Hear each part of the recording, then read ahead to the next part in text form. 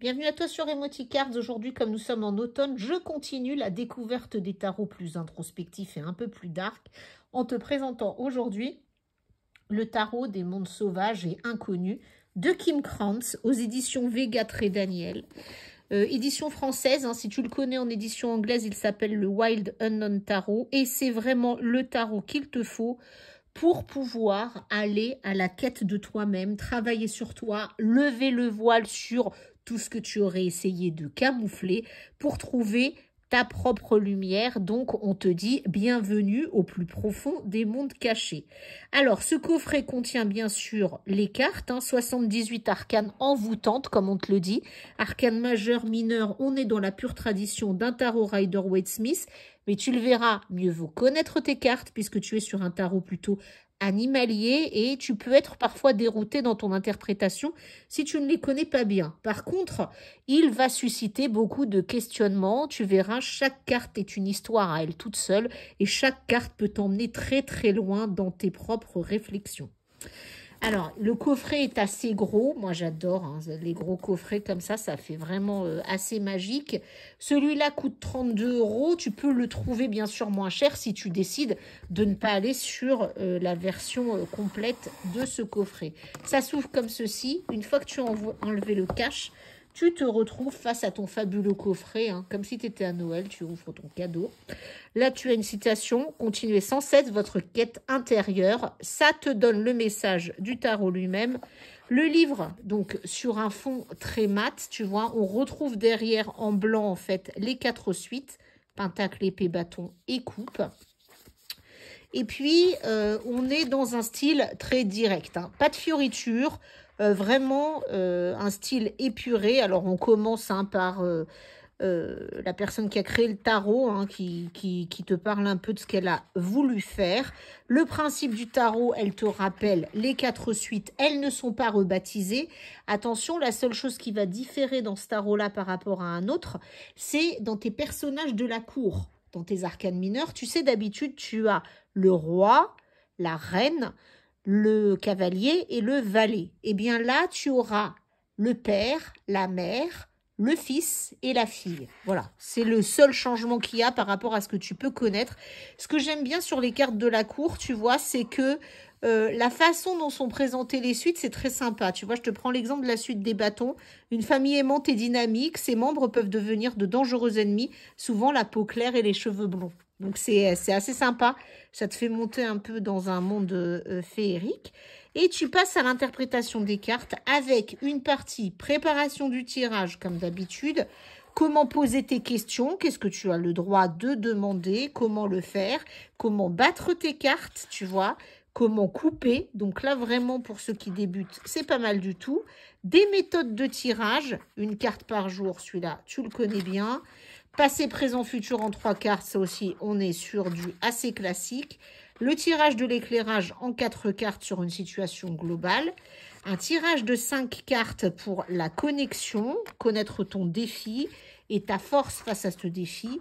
La croix celte ou croix celtique, moi j'adore, ça c'est le tirage le plus complet qui puisse exister, puisqu'en fait, ça te fait vraiment un tour d'horizon complet sur ce que tu vis, les obstacles que tu as pu rencontrer, comment les autres te voient, comment toi tu te vois, comment combattre tes plus gros défis, puis la réponse à la question que tu poseras. Disposition de l'année nouvelle, alors ça en période de nouvel an, tu vois, hop là, tu fais ton tirage en 12 cartes avec une carte correspondant à chaque mois de l'année. Et puis ensuite, on te donne des réflexions supplémentaires, donc comment faire avec une carte inversée, tout ce qu'il te faut en fait pour faire un beau voyage au monde du tarot. Et ensuite, nous arrivons donc dans la partie que tu recherches le plus, je pense. Mais la particularité par rapport aux autres tarots, plutôt que de commencer par les arcanes majeures et finir par les mineurs, on commence par les mineurs, ce qui est plutôt malin parce qu'on est sur un tarot introspectif. Donc, on sait que les arcanes mineurs sont là pour te donner des liens à des événements, mais qui sont éphémères, qui touchent plus à ton quotidien ou à un moment de ta vie. Alors que les arcanes majeures correspondent à ton chemin de vie, aux grandes étapes que tu vas rencontrer dans ta vie.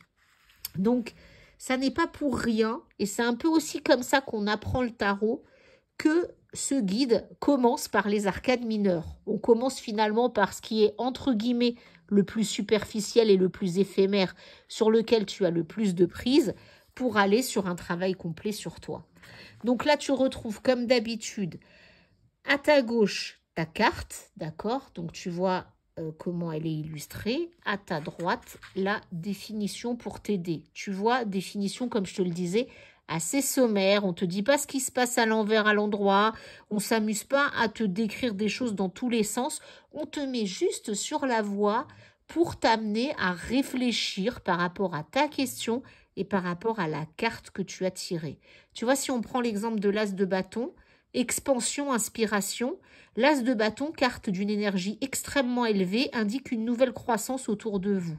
Vos idées et vos perspectives s'élargissent, votre créativité semble sans limite. Cette période fertile peut prendre également une signification littérale. Une grossesse ou une naissance peuvent se profiler à l'horizon. Bien qu'il soit excitant d'embarquer pour une nouvelle aventure, vous avez besoin plus que jamais de conserver un bon jugement.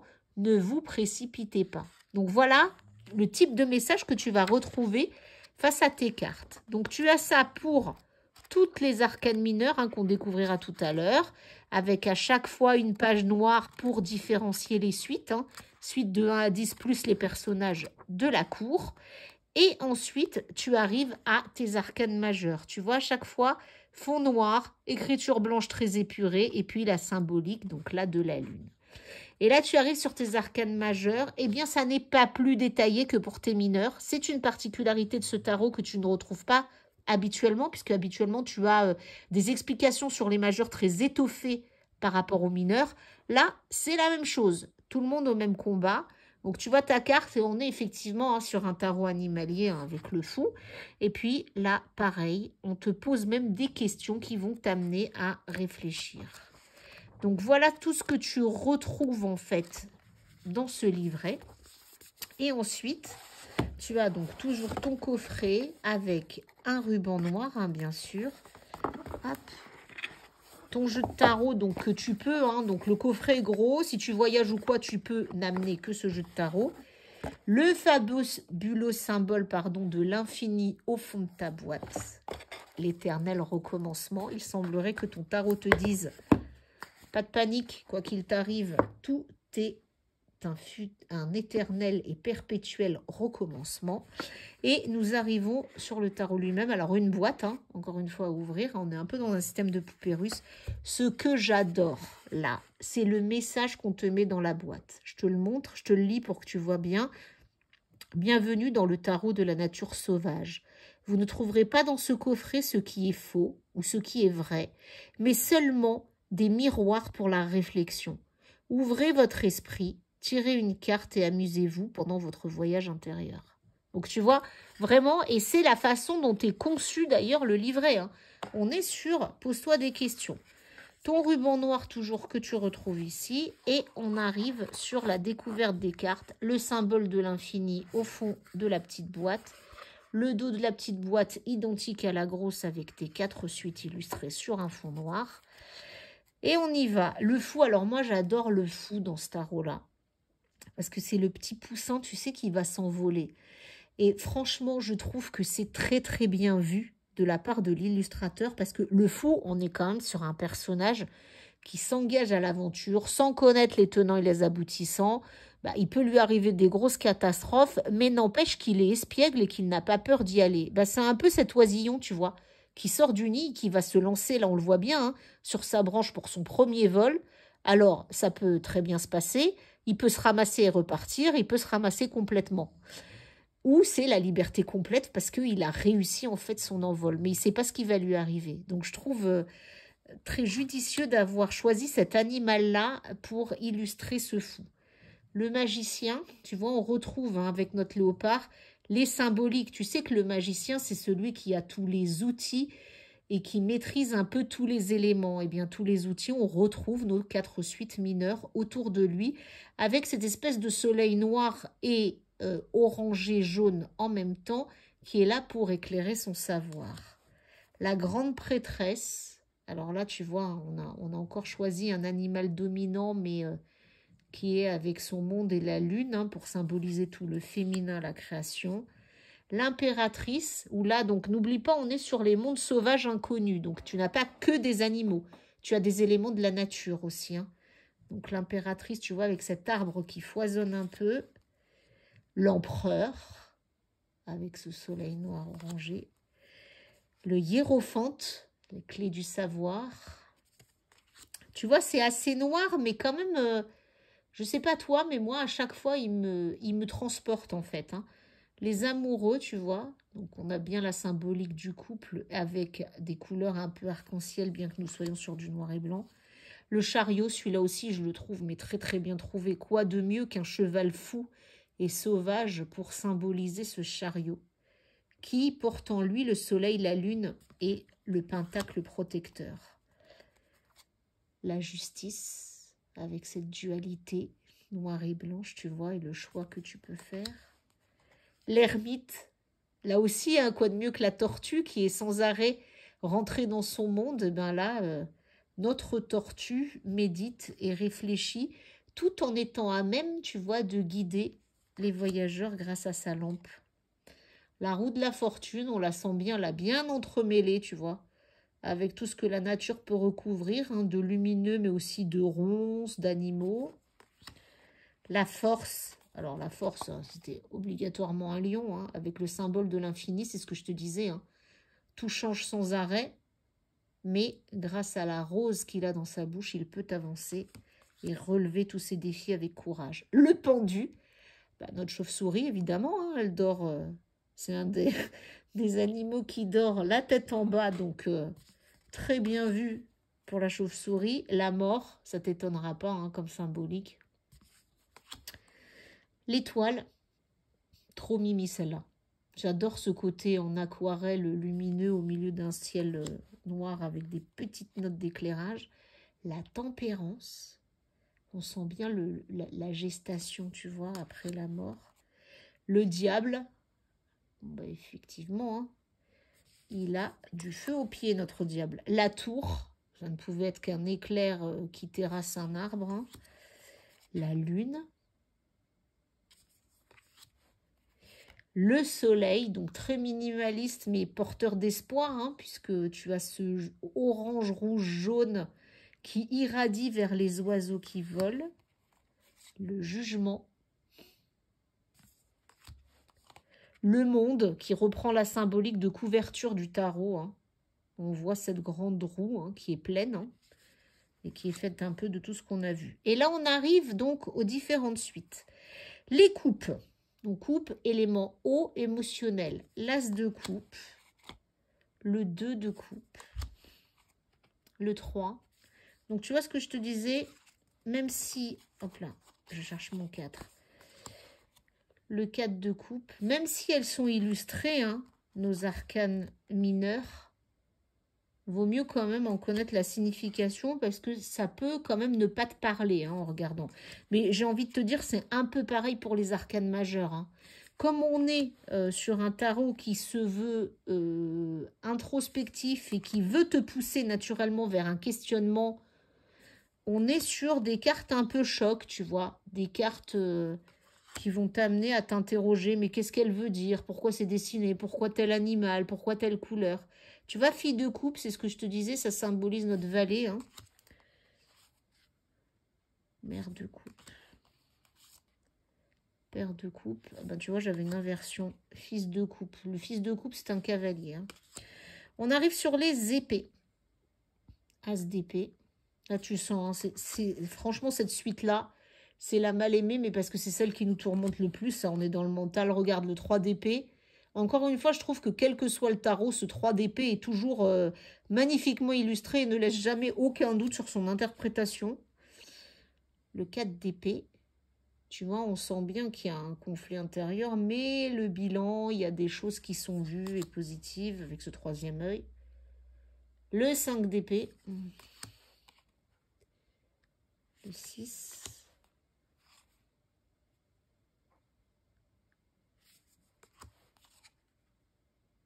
Le 9, alors là, le 9 est bien glauque.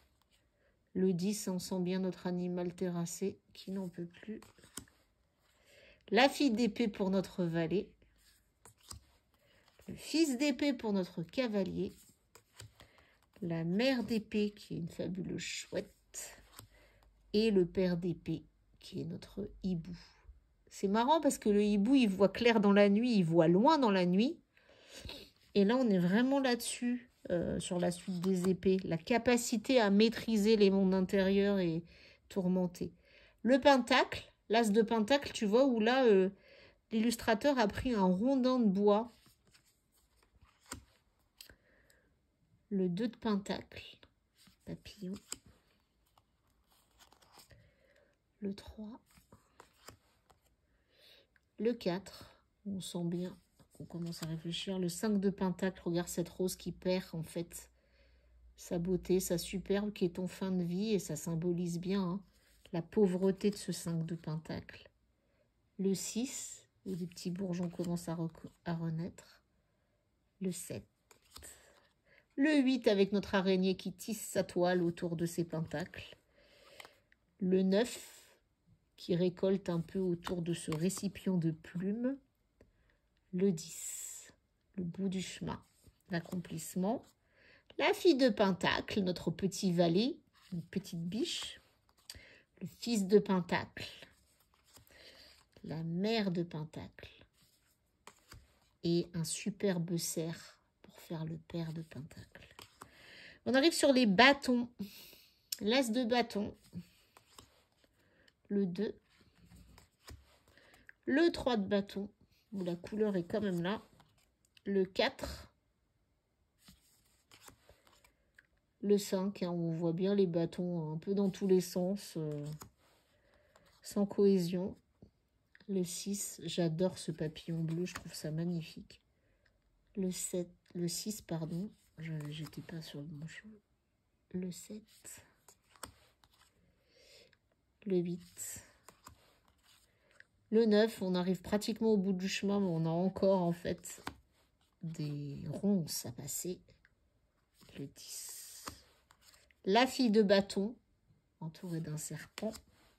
Le fils de bâton, la mère de bâton, qui couve, hein, tu vois, qui couve sa suite et sa progéniture.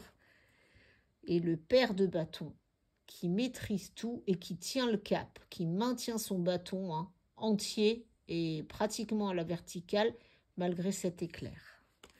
Voilà, bah écoute, j'espère que cet unboxing t'aura plu. Moi, vraiment, ça fait partie d'un de mes tarots préférés. Comme tu as pu le voir, il est quand même assez dark, très animalier.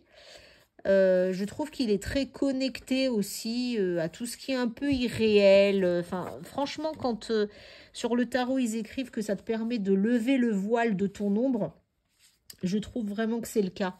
C'est un peu un tarot qu'il faut avoir comme un tarot miroir. Alors, moi, je sais que j'adore l'utiliser en automne et en hiver. Tu sais, automne, la période où on est là, tu vois, novembre. Et après, c'est un tarot que je peux ressortir vers mi-janvier, février. Tu vois, ces périodes où on a un peu plan-plan, on a besoin de regarder un peu en nous-mêmes pour trouver l'énergie d'avancer. Voilà, c'est vraiment le booster pour trouver ton énergie, pour soigner ce qui mérite d'être soigné, pour te reconstruire progressivement.